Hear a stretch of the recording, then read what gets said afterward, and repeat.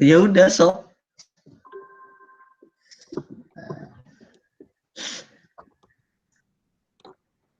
Assalamualaikum warahmatullahi wabarakatuh. Kami dari kelompok 3 akan menjelaskan tentang hasil studi kami yang bernamakan tentang e-shop atau electronic shop. Langsung aja ke pendahuluan.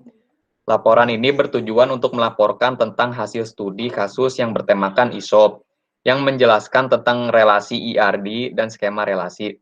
Dalam pengimplementasiannya, kami sudah melakukan survei terhadap real e-shop sehingga diharapkan dapat mempermudah kami dalam menjelaskan kaitan-kaitan relasi berdasarkan bisnis rule yang telah diberikan. Berikut adalah bisnis rule-nya.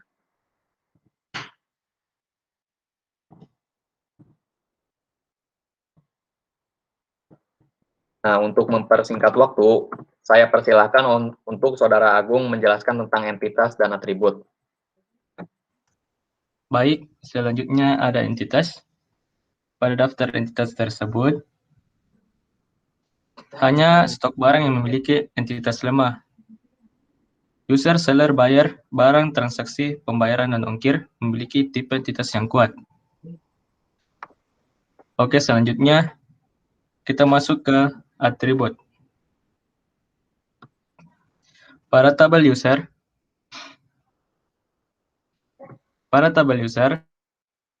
dapat ID user, alamat email, dan nomor HP. Alamat email dan nomor HP memiliki tipe atribut yang sama, yaitu simple attribute. Dan ID user memiliki tipe atribut not null. Selanjutnya, tabel buyer dan tabel seller. Dalam tabel buyer, terdapat ID buyer, nama buyer, gender.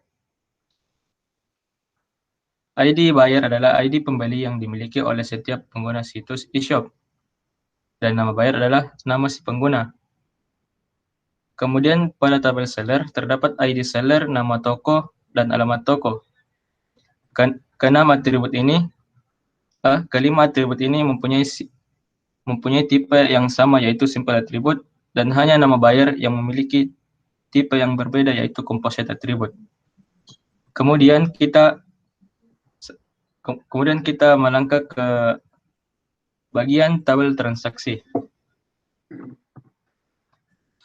Pada tabel transaksi ini memiliki tipe yang sama, yaitu simple attribute. Terdapat ID transaksi, nomor resi, ID seller, ID buyer, alamat pengiriman, total nilai, dan status. Nah, ID transaksi ini ID yang muncul setelah terjadi suatu transaksi antara pembeli dan penjual. Kemudian nomor resi, nomor yang ditetapkan ke paket saat dikirimkan. Adapun status.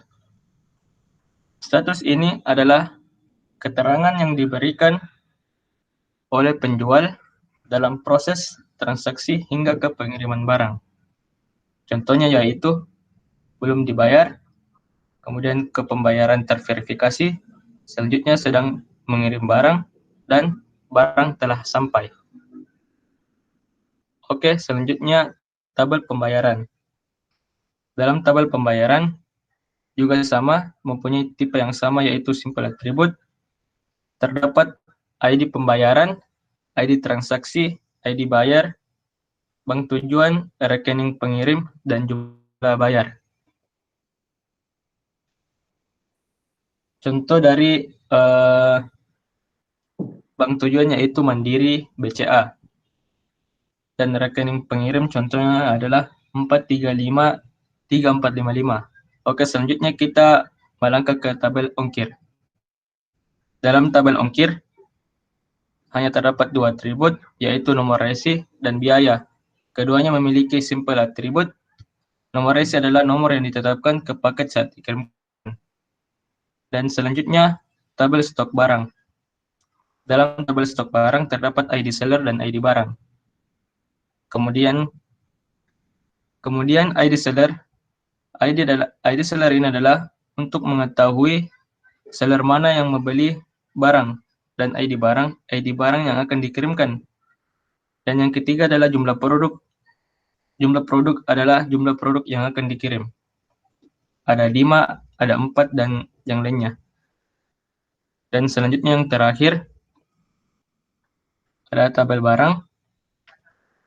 Dalam tabel ini terdapat 5 atribut. Yang pertama ID barang, nama barang, deskripsi, stok, dan harga barang. Kelimanya memiliki tipe yang sama, simple atribut. ID barang. ID barang untuk membedakan barang yang satu dengan yang lain. Nama barang yang dibuat untuk dijual, deskripsi, penjelasan dan detail dari barang.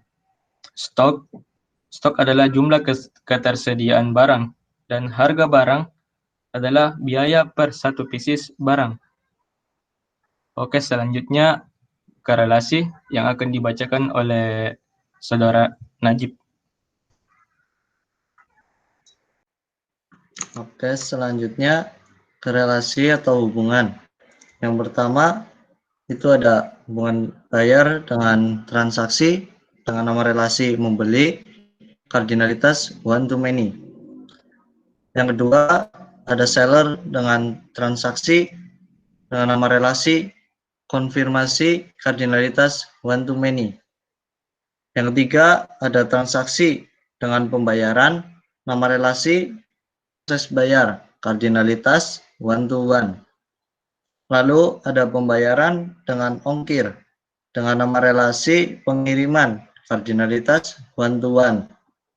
Selanjutnya ada stok barang dengan seller dengan nama relasi memberi dengan kardinalitas one to many. Dan yang terakhir ada stok barang dengan barang nama relasi mengambil kardinalitasnya one to many.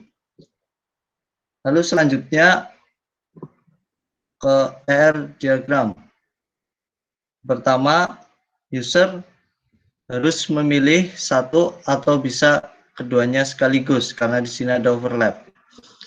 Ke sisi bayar, bayar memiliki nama relasi membeli dengan kardinalitas one to many. Lalu di sisi seller, seller memiliki nama relasi konfirmasi dengan kardinalitas one to many.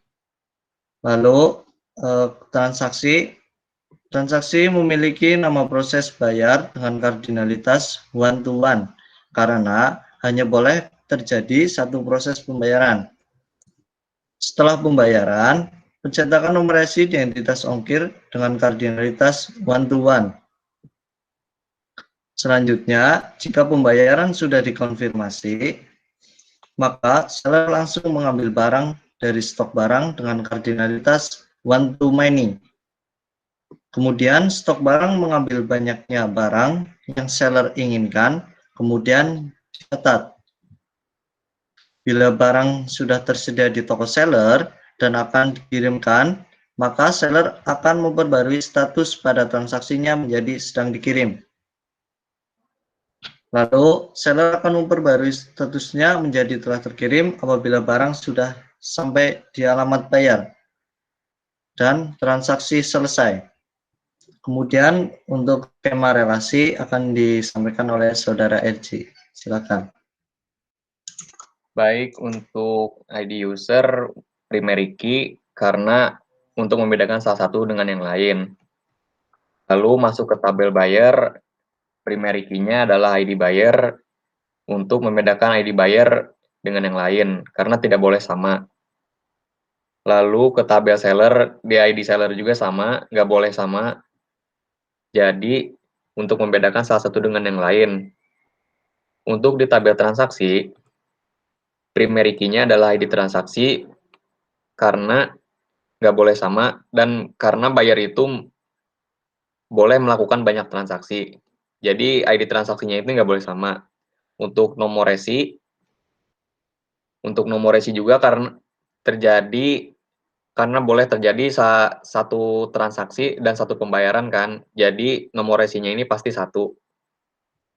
Dan bisa aja ini sama, bisa aja ini sama atau cuman satu doang gitu. Maksudnya bisa lebih dari dua. Enggak.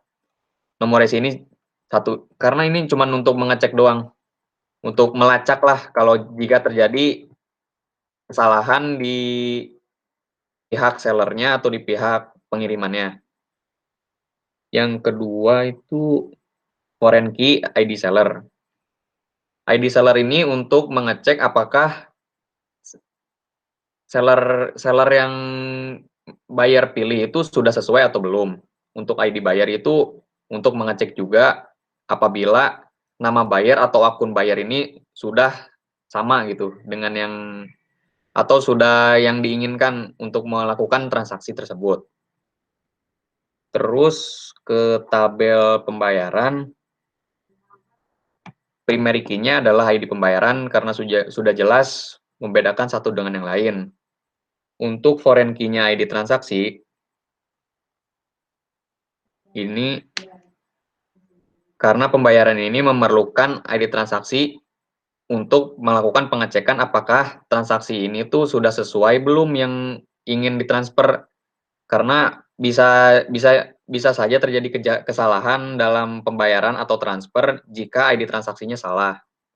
Untuk ID buyer juga untuk mengecek apakah akun yang digunakan ini sudah sesuai yang sudah sesuai oleh usernya atau ininya yang ingin digunakan seperti itulah.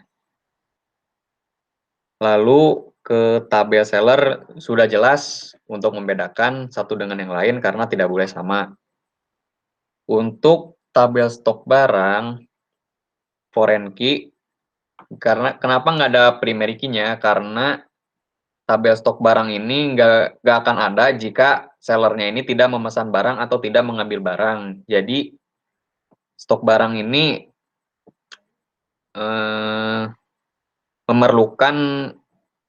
memerlukan primary key-nya ID seller dan ID barang biar ada gitu.